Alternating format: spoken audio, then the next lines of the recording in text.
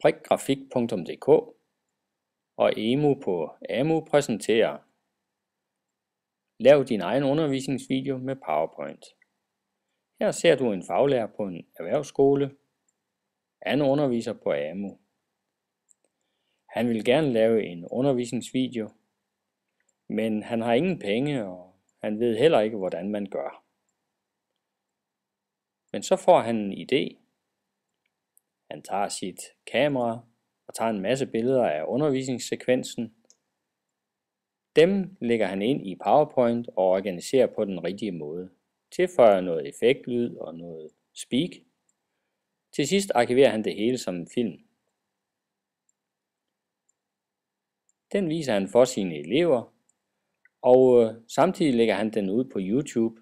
Det er en fordel, for så kan eleverne se den igen og igen. Og nu er alle glade.